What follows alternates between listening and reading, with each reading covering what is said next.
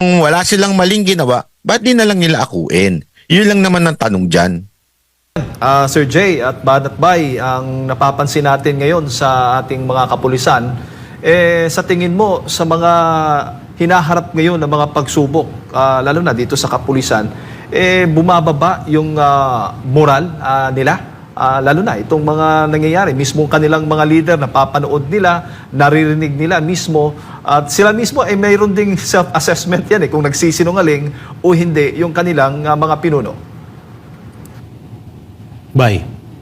Oo, as in yan ang medyo, talagang sinasabi ko nga sablay. Sablay po talaga yung nangyari na yan. Kasi kailan pa naging yan? Kailan pa nasa ilalim ng DOJ ang PNP? As a matter of fact, noon nga meron pang yan. Minsan nagkakabanggaan yan kasi remember ang DOJ ang nag-i-execute ng mga yan, isang NBI.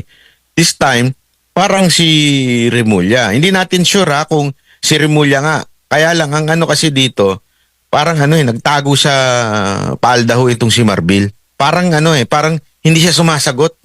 Hindi ko alam kung hindi siya sumasagot dahil naduduwag siya, dahil alam niyang mali yung ginawa niya. O baka naman talagang wala lang siyang alam. Ibig sabihin, maybe. Kasi ang nakikita ko dito, parang si Torre yung may direct line doon sa taas. So parang si Marbil, parang wala na siyang pakialam. Basta sige, utusan mo na yan. Basta ako, PNP chief ako, extended ako, wala akong pakialam sa inyo. So kung anong gawin niyo dyan, bahala na kayo.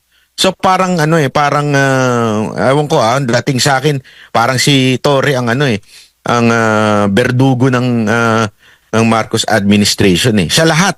Every time, siya lahat talaga yung gumagalaw. Pag may problema, merong kailangan i-demanda, siya ulit yung gagalaw. Laging siya. Parang ang kung maaalala ninyo, hindi ko naman sinasabing ganun kasama si yung dating si Fabian Ber. Parang ganun ang dating nito ni Torre. Di ba? Na sinasabi siya yung talagang nagko-command sa ibaba o nagtatapang-tapangan. Kaya feeling ko hindi makasagot si Marbil kasi hindi naman niya talaga alam yung sasagot niya.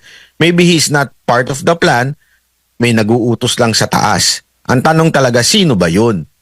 Bakit ayaw akuin? Kung wala silang maling ginawa, ba't di na lang nila akuin?